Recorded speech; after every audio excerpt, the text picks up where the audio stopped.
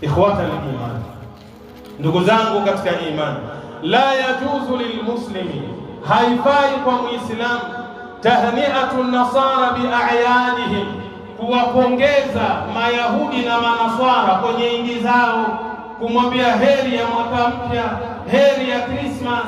Haifai kumwambia asiyekuwa muislamu neno hilo, lianna fi dhalika, kwa sababu katika kufanya hivyo taawunan ma'ahum, ni kusaidiana nao watu hao, ala al-ithmi wal-udwan, juu ya kutenda dhambi na kufanya uadui. Tena uadui unapigana na nani?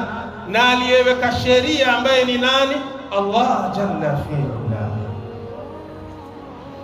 Wakad nahana Allahu an dhalika biqawli, na hakika Allah ametukataza kutokamana na mambo hayo katika kauli yake, wataawanu ala albirri wattaqwa, enyi waumini, enyi waislamu, saidianeni katika kumcha Allah, saidianeni katika kufanya wema na mambo mazuri. Wala taawanu ala alithmi waludwan, na wala msisaidiane juu ya kutenda dhambi na kufanya uadui.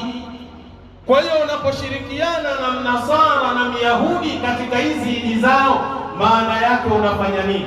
Unawasaidia katika kutenda dhambi na katika kutenda maasi.